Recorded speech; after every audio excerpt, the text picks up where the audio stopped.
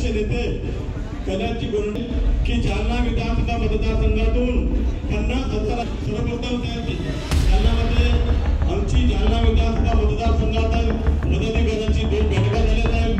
त्यानंतर सर्व मान्यवर नेते या जालना तालुक्यातील 4 जिल्हा परिषदेमध्ये मोठ्या सभेत या सभेला मोठा प्रतिसाद देऊ असे आश्वासन करतो। आज सकाळपासून आम्ही बारामती लोकसभेच्या शेवटचा दिवस होता, तिथे एका सभेला गेलो भोरमध्ये, तिथून आम्ही कोल्हापूरला गेलो, कोल्हापूरचा पण आजचा शेवटचा दिवस आहे, तिथून कार्यक्रम करून आता आपल्या जालना या ठिकाणी आलो।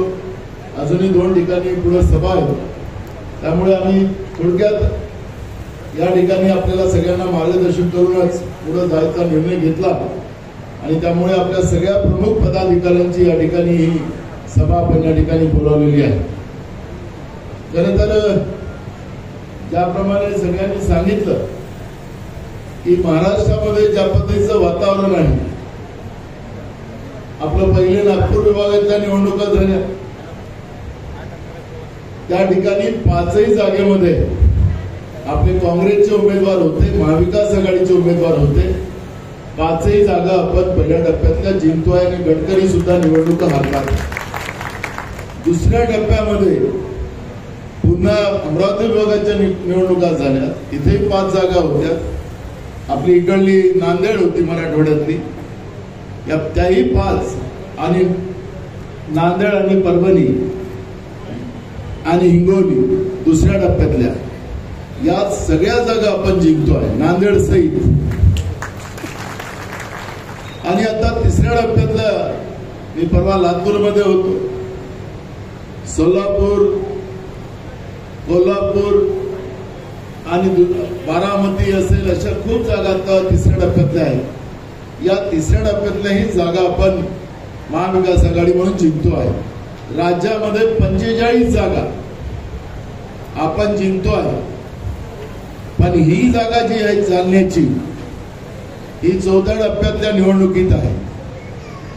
आपल्याला पहिले सगळ्यांना म्हणजे जसं कैलाश बघाशी म्हणाले, मी कैलाशलाच म्हणालो की तू लोकसभा यावेळेस लढ, कारण की आता तुम्ही 3दा आमदार झालात, आता तुमचं प्रमोशन झालं पाहिजे।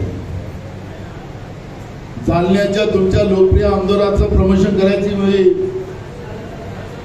मी इच्छा व्यक्त केली होती, पण आता कैलाशजीने सांगितलं की मला उभं नाही राहायचं आहे लोकसभेसाठी। त्यांनी मग राजेंद्र राग असतील, डॉक्टर कल्याण काळे असतील, अशा लोकांची नावं सुचवली। मग अशा सगळ्यांची चर्चा करून विलास होताळे साहेब पण होते त्याच्यात, आणि अशा सगळ्यांची चर्चा करून मग आखरी शिक्कामोर्तब, एकीकडे साहेब आणि एकीकडे तुमच्याकडे कल्याण करणारा माणूस कल्याण काळे, असा हा 2 फरक आम्ही केला।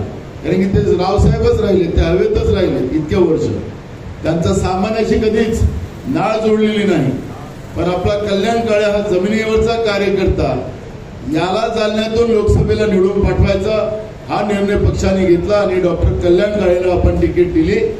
आणि ज्या दिवशी फॉर्म आपण भरला त्या दिवशी आपले माजी मंत्री अमित देशमुख साहेबांना मी जाणीवपूर्वक त्यांना सांगितलं की आपण जा या फॉर्मला, कारण की मला दुसऱ्या सभा होत्या। आणि त्या दिवशी मी आपण सगळ्यांची महाविकास आघाडीची सगळी मंडळी आणि ज्या पद्धतीने गर्दी होती आणि स्वतःहून कल्याण काळेंच्या फॉर्म भरण्यासाठी लोकांची गर्दी पाहिली, आणि त्या दिवशी शिक्कामोर्तब झाला की कल्याण काळेच्या रूपाने महाविकास आघाडीचा उमेदवार जालना लोकसभेतून निवडून जाईल, अशा पद्धतीचा संदेश आपण सगळ्यांनी दिला।